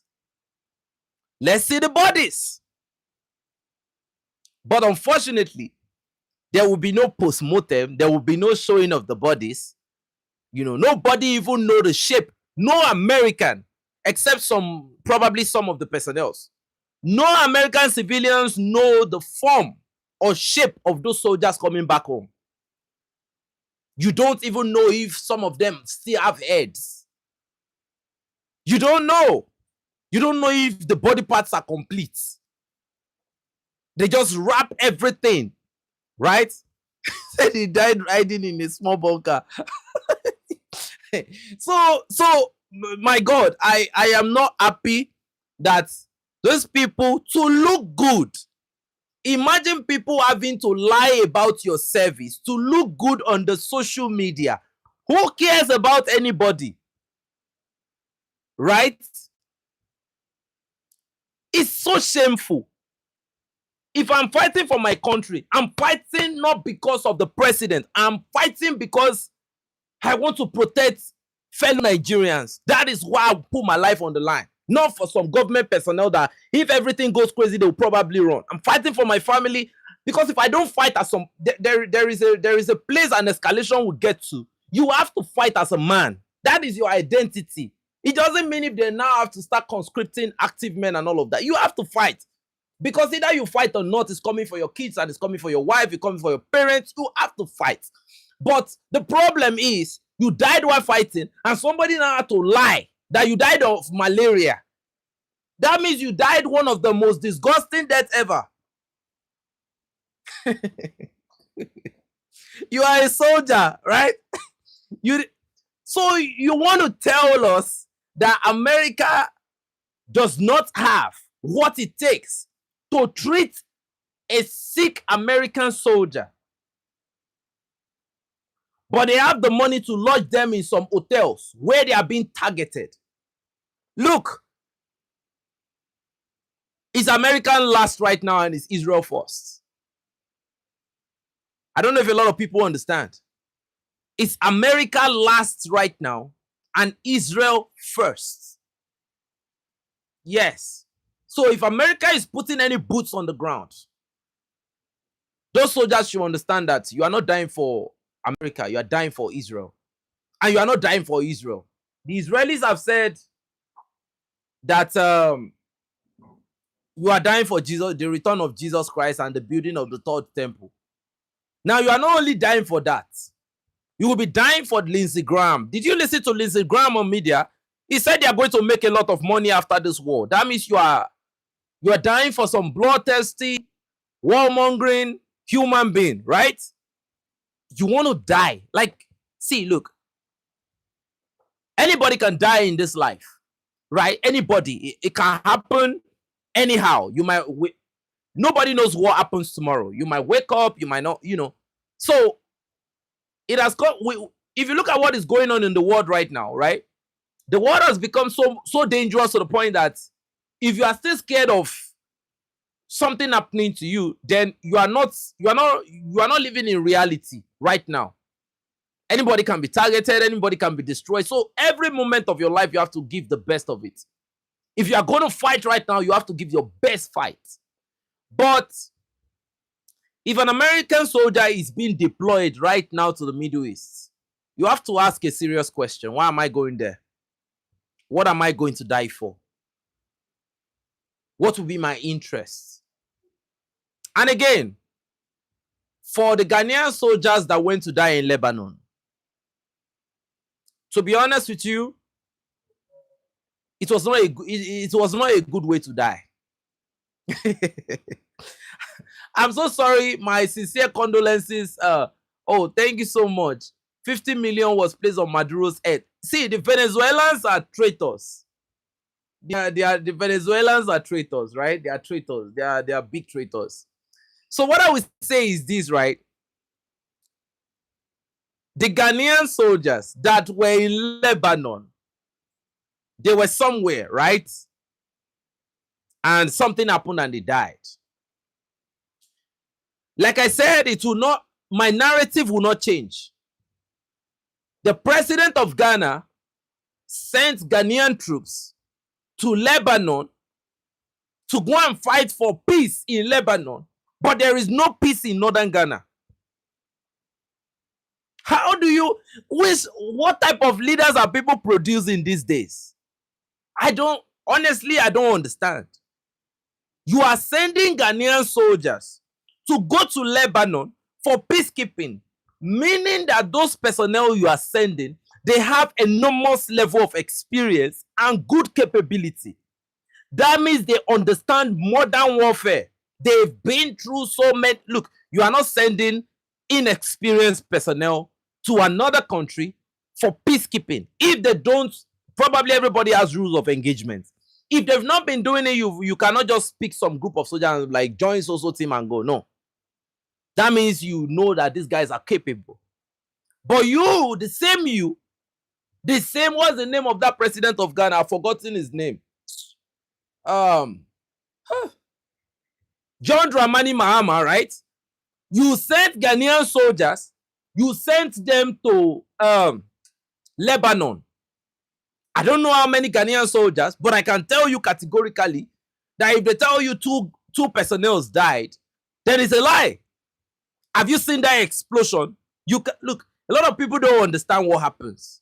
When a bomb lands, a missile, when it lands, do you see how close the strike was? See, when a bomb lands, depending on the kilogram of the explosive, right? Let's not even incorporate combustion. Let's incorporate just that impact alone, right? Before combustion. Combustion goes along with the oxygen around the area, right? Then it brings this loud bang. Apart from the kilogram of explosive, when it lands, there is this thermal effect. Now, the blast radius alone, if you are within that blast radius, apart from shrapnels, you see things like bottles, plastic shells, iron, anything within that area will be thrown violently. We are not talking about the combustion now. We're not talking about the shrapnel. When a bomb lands, This is not a drone. I'm talking about a missile. So when it lands, there is a blast radius that has been created for whatever, right? Because it explodes. You see, anything within that area, bottles, plastic, stones, anything, will be thrown in several directions. So it happened that close, and there was fire immediately. And somebody is coming out to tell us that probably 2 soldiers were wounded. Are you joking with us? So we are living in a world right now where, I mean, the world is not even a place anymore. You have 15 casualties, they will probably lie. A soldier was telling us that 300 Nigerian personnel were killed in one fight. 300. I was shocked to my marrow. And what did the government report? I've never even heard that type of, I've never heard about it on any media. But don't forget, before they are soldiers, they are citizens. So the way you think about the interest of your citizens, you should equally put the interest of those soldiers in your mind. Because those are the guys that are making sure you can sleep at night. So you are going to be deploying American boots to the Persian Gulf for Israel. I don't understand. Are Americans Israelis? No, we need to understand. So if we call Netanyahu genocidal, should we say Americans are genocidal people? Because that's the conversation going on. But they are twisting a lot of narrative right now because most of the social media application, you know, where all this conversation is going to be going on is mostly Western, right? It's mostly Western. And there is a high probability that key information will be censored because there is information warfare. And I can tell you something. I just remembered now, and it will be the last thing I want to say. It's so unfortunate that there are some people, a lot of people listening to online right now, like retired American CIA operatives, retired American personnel, Marine, Air Force, Navy, and they talk a good game online, you know, talk a good game and all of that. But don't forget, America cannot live without war. So these personnel that you are listening to online that are telling you we don't like this, we don't like that, you have to be careful. Some of them, you know, it comes to a point they can't hide that true identity. You know, when you see Scott Ritter, right, saying things like, if Iran hits the USS Abraham Lincoln, they will get a nuke in return. That's the true identity. I don't know if you understand. If Iran, like, it's not bad in saying that. That's him. But I want you to understand that they fight dirty. If you see that they are killing children and attacking hospitals, that is who they are. If Scott Ritter was an active personnel right now, that's what he will do. So don't let any one of these guys, don't let any of these guys come online and tell you, oh, the regime is doing, they are the same. They've been here before. All the Douglas McGregor, all these guys have been there before. And they've had to do these things. This is what, look, when the going gets tough, you go back to your fundamentals. Your fundamentals is A and B. When somebody slap you and your game plan goes out of the window, you go back to your natural response. Do you run? If you don't run and you are still in the fight, what are the basic things you know? So they will tell you, oh, the US will do this, the US will do that. Some of this guy's conversation is like setting a trap. So when people listen to people, we have to be careful. But I can guarantee you, is what you are seeing right now in Iran, targeting the oil, civilian oil reserve, targeting the desalination plant, is what these same people will do when they are in a situation that is so desperate that they don't have any other game plan. That's what they will do.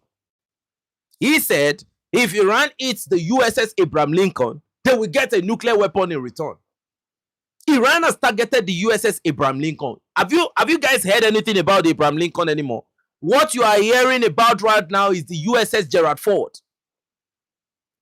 The Chinese are constantly monitoring. I have dropped the video. I've dropped the stuff on our Telegram channel today. I've dropped the different receipts. The Chinese are studying the location of these aircraft carriers. But I think it's been a long time now. We heard about the USS Abraham Lincoln. And now, do you know how big an aircraft carrier is? An aircraft carrier is like you are living in a community on its own. Whatever can carry over 8,000 people, right? I can call it like a town. See, that's a city life on its own. You have people trading. You have people doing things inside that aircraft carrier. How many toilets? Even though some of the toilets are not good anymore, they now have logistic problem, right? Scott Ritter voted for Donald Trump. So, see, look, I will tell you this. Scott Ritter saying that is, no matter what, you can't cover a smoke. It will always come out through some channel. Okay? My Telegram channel, the link to my Telegram channel is on my bio. So when you hear him say you will get a nuke, if Scott Ritter was the CENTCOM command, I'm telling you, he might have started thinking about deploying a tactical nuclear weapon. So don't let these guys just come out and bamboozle you with a lot of stuff. You have some people call themselves retired CIA personnel and this and that. Does the CIA personnel retire? No. Do you have anybody you can call a retired CIA personnel? If you are a CIA agent, that means you are being recruited by a CIA official, because official recruit assets. See, when they use you for a single operation, as long as you are still alive, if they have certain conflicts around that region, they will reactivate you, because before you become an asset, you've been compromised. So you will never, ever, ever, forever have this thing called retired CIA official or instructor or whatever. So when you now hear award-winning CIA, man, you are in true. You have a whole legion of espionage standing in front of you. And what do you have now? You are now having them in form of ambassadors. You are now having them in form of envoy. You are now having them in form of diplomats to foreign countries. AKA, what's the name of this guy in Africa? The guy that was sent to Mali, Nick Checker, right? You have Nick Checker. You have a lot of them like that. They are intelligence officers. They are like, look, and these guys will continue to recruit sleepers in your country because this is how they survive. They make plans for years. For years. Before they finally come out and compromise your government. Don't think that America does not have assets and agents in almost every country. When it comes to, when the time comes for them to activate them, they are going to do it. In Nigeria, you have unlimited number. 100 people kidnapped after their village rights in Nigeria. Basically, have they done anything? If they kidnap you in Nigeria right now, if they kidnap you in Nigeria right now, best of luck to you. It's over. You are done. You are dusted. Look, in Nigeria right now, the message I will give to anybody is, please, don't get kidnapped. Don't die. A lot of people ask me, why am I always security conscious at all times? Because I understand all these things. Even in the festive season, I am going out with my very dangerous mindset because I know any moment, anything can happen. And you must have rules of engagement in any situation, even as a civilian. That is why I encourage every civilian to go out with a tactical mindset. I know a lot of people don't even have game plan. You don't have rules of engagement. If something happens now, what do you do? A lot of people don't know. They are caught unawares in different situations.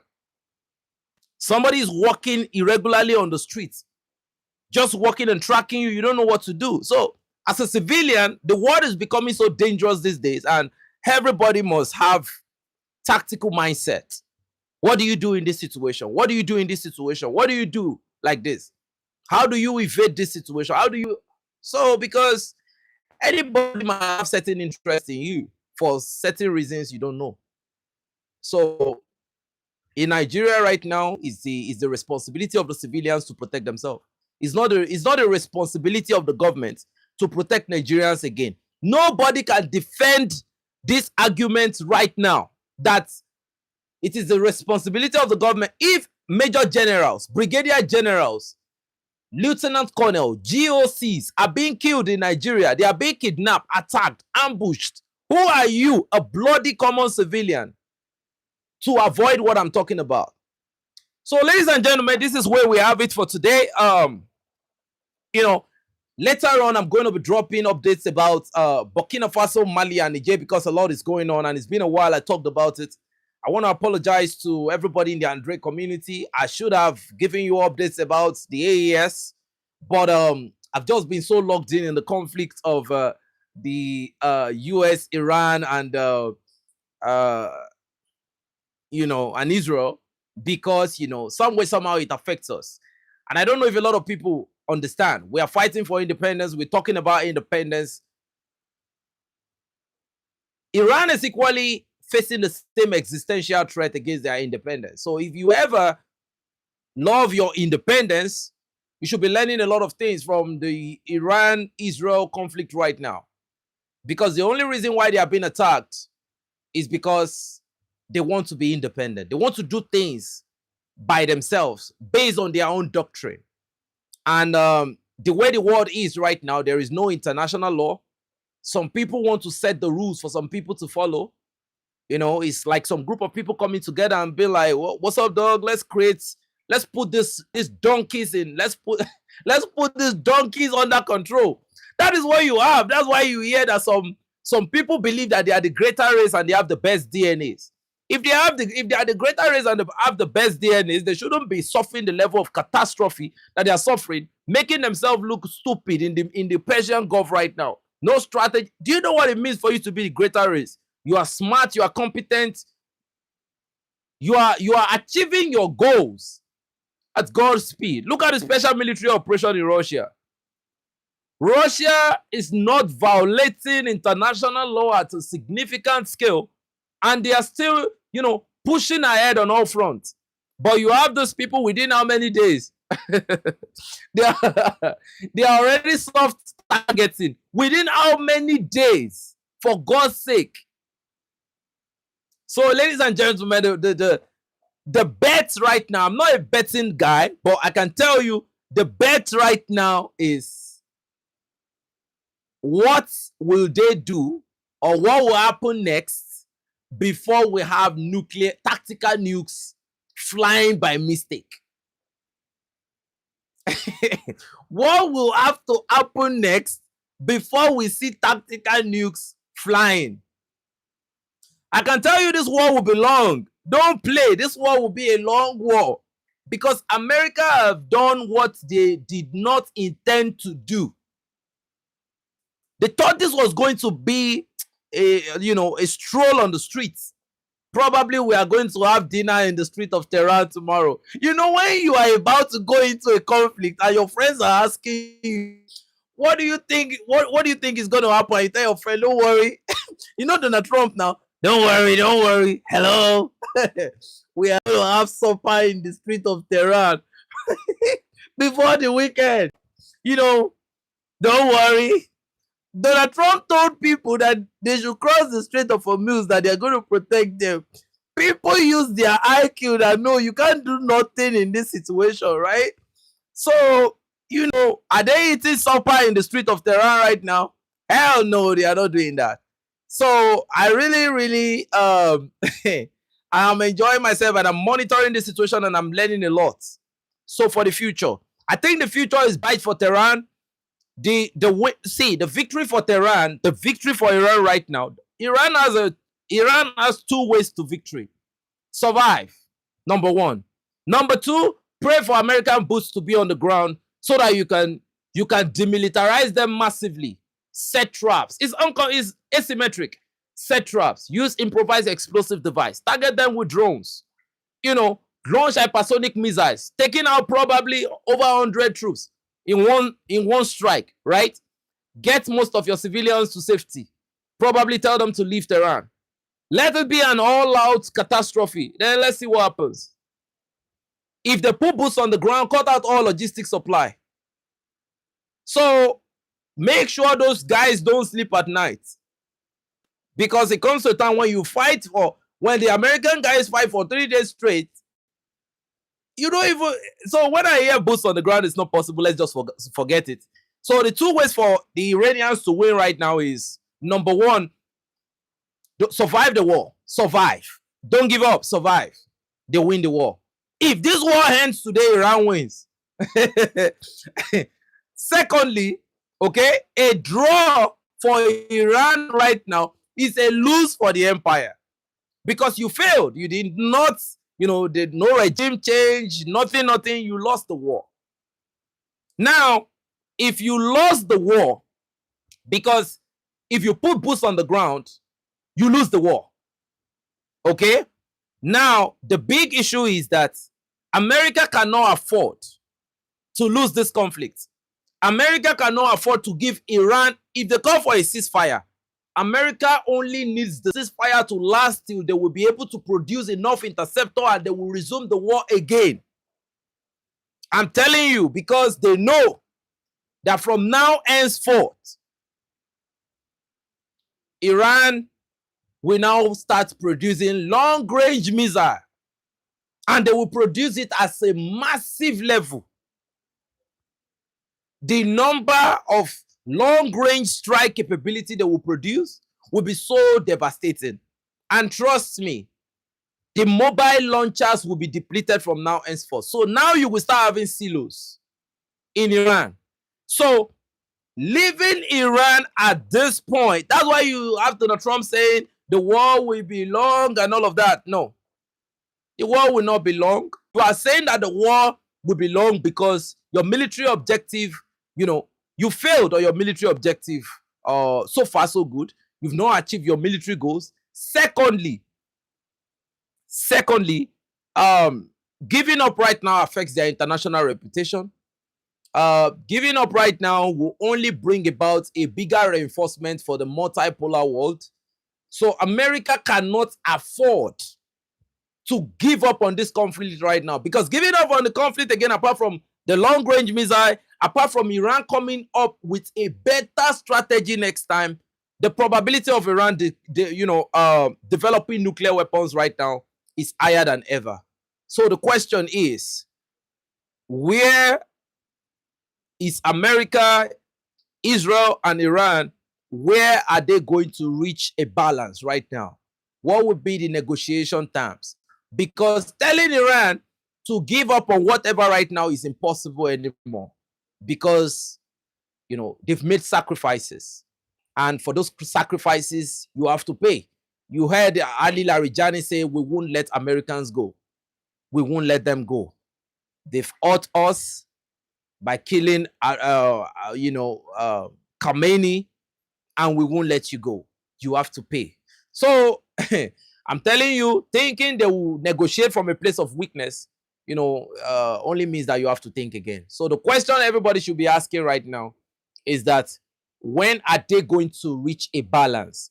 Because the reason why Israel still wants to continue this fight is because Israel has taken more damage. Even if they are censoring the media, they have taken more damage than Iran has taken. And that is why they are throwing a lot of low blows. That is why they are eating desalination plants. That's why they are doing a lot of things. They've taken more blows than Iran.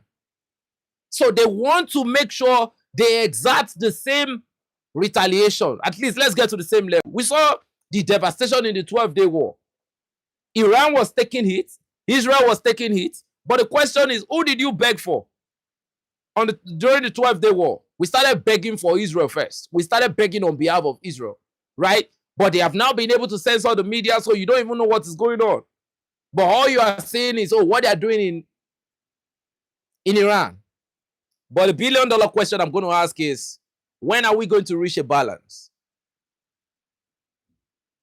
That's the question that I can't answer right now. But we'll continue to monitor what is going on, and we'll continue to check on the updates.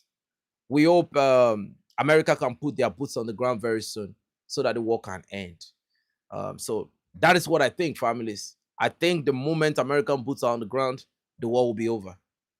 Either you like it or not, counterfeit or genuine, the war will be over once we have American boots on the ground. So please, Donald Trump, if you can hear me, or your spies or assets can hear me, please put American boots on the ground. Let us fulfill the wish of Lindsey Graham. Let's put American boots on the ground so that Donald Trump can actually get his unconditional surrender. Because so far so good, I don't see anything that looks like unconditional surrender, at least for the first time. If you think that Russia would not want to score an equalizer if they put boots on the ground, then you'll be a liar. This is the time for Russia to get their revenge. And I can tell you, whatever Russia is saying, well, I don't know, but they want a long war. Look, China and Russia will love a long war. Don't worry about oil. China can get oil from Russia. Russia have said that they are not thinking about selling oil to the Europeans again. That they are thinking about getting to their oil to West Asia, to China, to Philippines. So China can get all the oil she needs from Russia. But I can guarantee you, they want the war to continue. So whatever Iran needs, they will definitely get from these guys. They will definitely get. So who is going to suffer the consequence of this war in the long term is going to be bring your Nike boots. So the people that are going to suffer are the Western coalition on the long term. Like I said, China wants those wars to continue because everybody already knows that the ultimate enemy the Western coalition wants to defeat is China. So China is downloading a lot of information right now. And Russia is enjoying this right now. Because what we now have is that the Russian and the Chinese, they've been talking about an integrated system of both Russian and Chinese capabilities. So they are testing a lot of things. They are seeing a lot of things. And we are seeing new developments in Iran. So when you have a mixture of Russian and Chinese capability, you have a whole different conversation entirely. Now, everybody have been able to see the American playbook. This is the best they can do. Anything different from this, I don't see it. America don't have any other trick under their sleeves.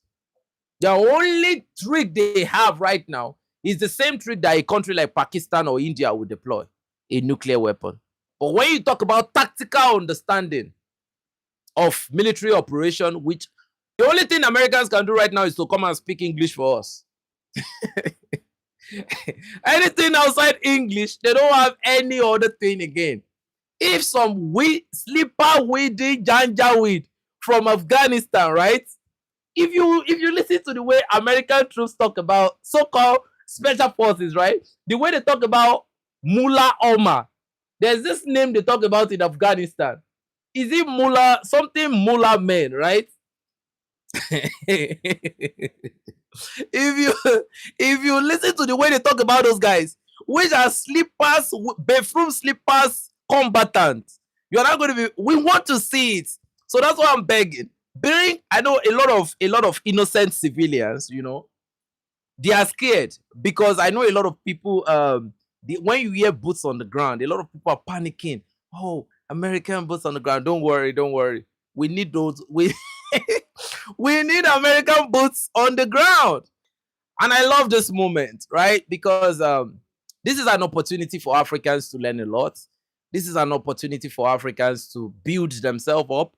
This is an opportunity for Africa to choose either to continue being puppets of the West or you want to be independent. Don't come and lie and have useless African Union summits and come and lie to your citizens. No. This is the time for you to stand your ground, because Africa can play a significant role in this conflict. How? By stopping the Western coalition from exploiting you right now, because you are the next target. All the damages they are taking, they will probably get it from their proxies. They will get it from their vassals. That's what they will do. So the Ghanaians, you can see that they are in Ghana, and the Ghanaians cannot even tell them to leave. That is shocking. That means Niger Republic is better than Ghana right now, because Niger Republic had enough cojones to tell the Americans, leave. But the Ghanaians are coming out with an argument that, you know, the government cannot even vet what is going on in the American military base in Ghana. And like I said, the military base of America in any country is not for any reasonable thing. Okay? No, I'm not saying Nigeria is better than Ghana. Right? I'm saying Niger Republic. Niger Republic told America to leave. But Ghana is saying that they cannot handle the situation of the American base in their country. So if Niger Republic have enough heart to tell the Americans to get out of their country, right? The drone base, right? In Agadez. And Ghana is telling everybody that we cannot even control what they do in their base. It means that the Nigerians, right?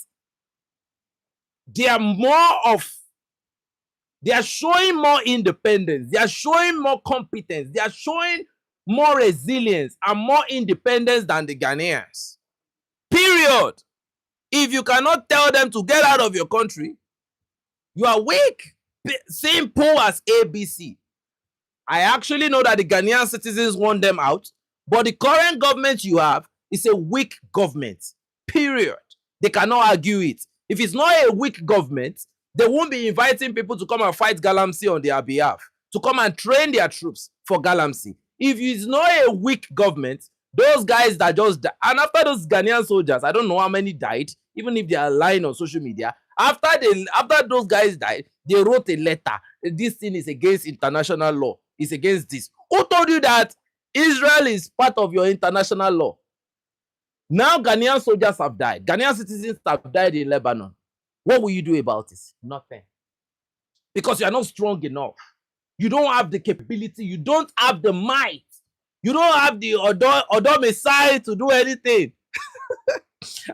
So Ghana is almost like a vassal state right now. Peter Thiel project is already in Benin Republic. Out of the picture. Nigeria has an American base right now. Out of the conversation. So, ladies and gentlemen, there is only one hope for Africa right now.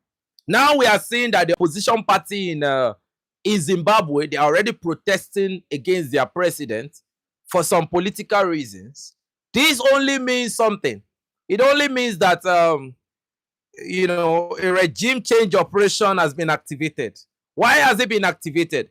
Because Zimbabwe said no to American, you know, the American health proposal recently for whatever reason. They saw it as a sign of serious disrespect. Now, you know, Monangagwa, or what's the name of that president, they are about to regime change him through color revolution. So now they said the decision he has been taken, they don't like it. Now he's about to do this and that. Whatever the case is, you know, the Zimbabwean, you know, they have to think about their sovereignty. They have to think about their existence. They have to think about their independence first. You know, Robert Mugabe did not fight for nothing. You should honor his memory. And like I said at this point, you know, and people, you know, when they all, oh, Zimbabwe is a good country. Now you can see. So Madagascar is still struggling with their independence. Right now, I can say that the only Black African country that still has some respectable level of confidence, of sovereignty right now, you have Guinea, you have Mali, you have Burkina Faso, you have Niger. Why am I speaking on behalf of those countries? As these are four: Guinea, Mali, Burkina Faso, Niger. How long they can continue to, because now you are seeing Western media propaganda calling Mamadi Doumbouya a junta. even though he's now democratically elected. And don't forget, Mamadi Doumbouya has been, you know, he has been holding 2 American pilots, right? He has been holding them in their prison for up to 2 months plus now. So they are now calling him junta. That means Mamadi Doumbouya has stepped on their toes, in a very, very painful part of their toes. So now they are calling him junta. So when they start speaking bad of you, they start blackmailing you, then it means that when they start calling you junta, they start calling you name, and they start blackmailing you, it means you are doing a very, very great job. So that is a very, very it might be a French agent, but he's doing some things right now that is shocking. Yeah, Madagascar, like I said, Madagascar is battling with sovereignty right now, but we hope, we wish the best of luck to Madagascar. Now that they're talking about independence, we're having some humanitarian crisis, which really, really put them at the mercy of some sort of economic assistance that might not be really, really helpful. But nobody can control natural disasters and all of that. But we wish them, that's why I said we wish them the best of luck and speedy recovery. If you are building alliance, you need your allies to be in the strongest shape and form possible. What I will tell the AES right now is that build your military capability, not by buying. They should not be thinking about I think the AES should not be looking towards buying hardwares again. Now they should be spending heavily on transfer of technology. That is what I expect the AES to do right now. Start spending on, transfer of technology. Start spending on transfer of good education. They need any reasonable person in Africa right now. You need transfer of real skill, real capability. Because at the end of the day, look at the situation of Israel now. Because they are depending on America. Imagine if Israel can produce all their defensive capability. That means they can fight a long war. It means that the way the calculus of combat is going, they are shooting, they are mass producing, right? And the fact that you have a lot of citizens and your existence is under threat, you can produce at the same rate at which you are shooting out.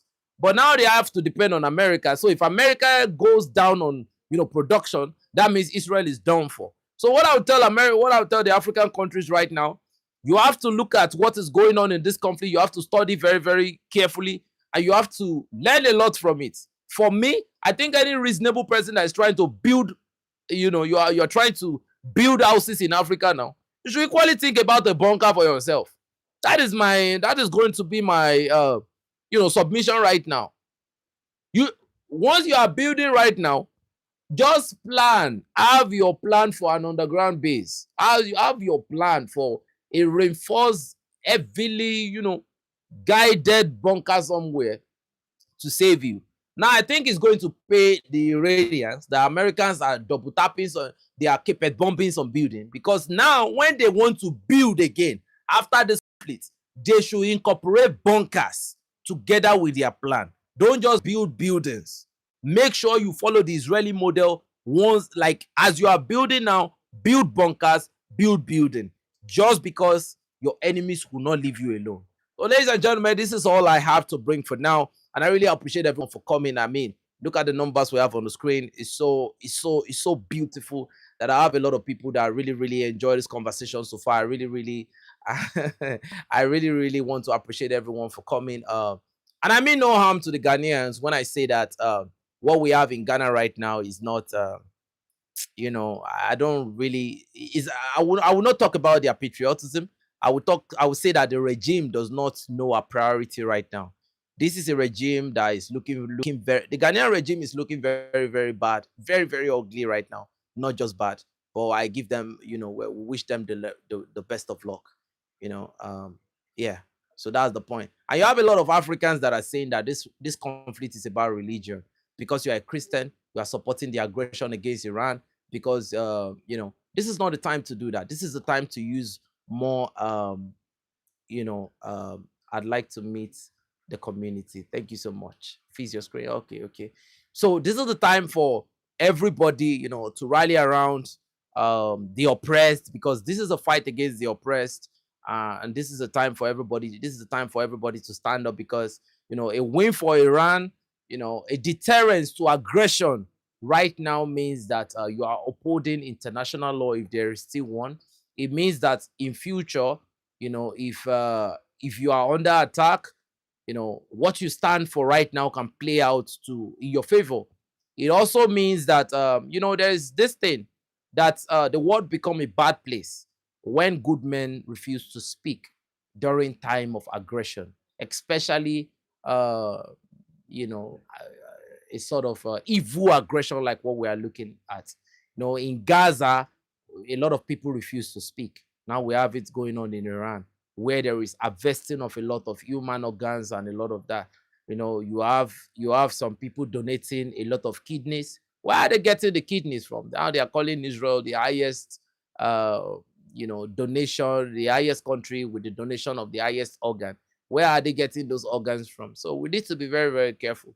The Israeli ambassador is equally in Nigeria saying that Iran is responsible for a lot of things. You know, we need to be guided. Africa, this is we you can take a side if you want to take a side, but for me, I'm only learning from the conflict, and you know, I wish my people can be knowledgeable enough to learn from this and prepare their mind, because first of all, you have to prepare your mind to be focused. You know, we have to be preparing ourselves. We have to be ready for any possibility in the future. Thank you, and God bless you. I really appreciate everyone for coming. Much salute. And to ones that donated, I really, really want to say I appreciate your donation. I want to say thank you, and God bless you.